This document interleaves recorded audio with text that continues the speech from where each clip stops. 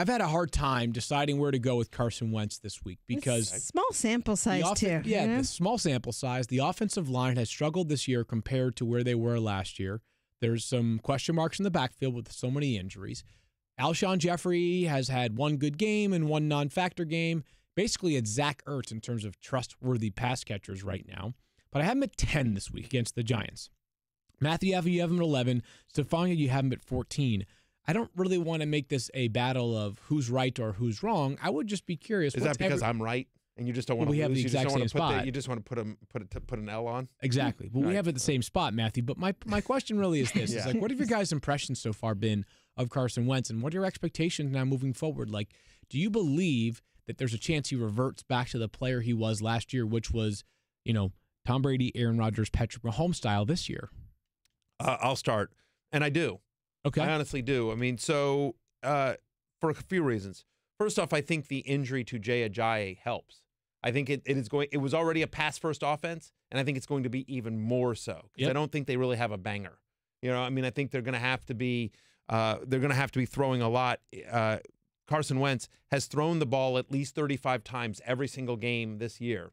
So the volume has been there, and it's going to continue to run. I'm encouraged by the fact that he has over 300 yards passing his last two games against Minnesota and Tennessee. Those are two good secondaries. Sure, yep. I mean, so he's passing the ball a lot. He's having success against secondaries, and obviously it was kind of an ugly game for Minnesota. But going against the Giants on a short week, and look, the Giants have a good secondary, and they actually they've had a pretty good defense. They've held opposing quarterbacks to just 16.4 fantasy points per game so far this year, and they've played some real quarterbacks. I mean, obviously, they just played Cam Newton.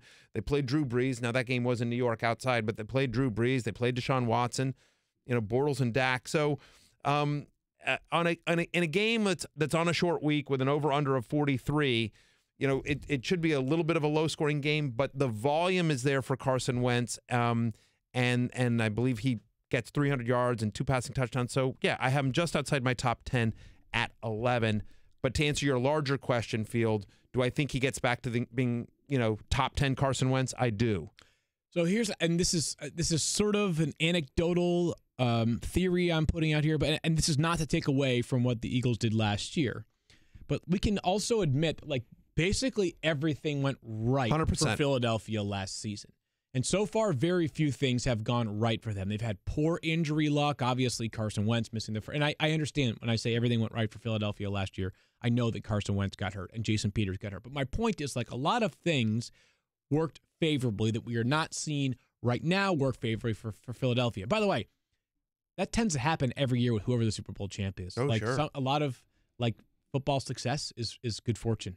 Sometimes you're the healthiest team. Sometimes you get a couple of good bounces, and that's how the cookie crumbles. So it's been quite some time since my Redskins were Super Bowl champion, right. but I'll take your word for it. Just to round out the thought is Yes. almost everything went right last year for Carson Wentz's fantasy success. So far, it has not, and I'm just wondering if those things can start to bounce back in their favor for him to get back in that top 5 status. Well, this is my concern with him, and obviously I watch it a lot from the physical standpoint because what's going to happen when he comes back? He's going to look like the same guy. One thing he has impressed me with is how much he looks comfortable, just being on the field. So comfortable, in fact, that he's absorbing a lot of contact, not necessarily because he desires it. He's not necessarily seeking it out, but he's under incredible pressure. The Eagles are allowing the highest contact the contact on quarterback at the 6th highest rate in the league. So he is getting hit and knocked around a lot, which concerns me for his total health going forward.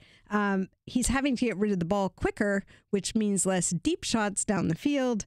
And so I think you're seeing sort of a dink and dunk play from Carson Wentz that wasn't really, you've talked, Field, about what he was doing last year. There was a lot more deep shots from Carson Wentz, and their offense has just looked a little bit out of sync since he's been back. I do think they find their way, but to me, I'm concerned, at least to some degree, about all the hits that he's taking.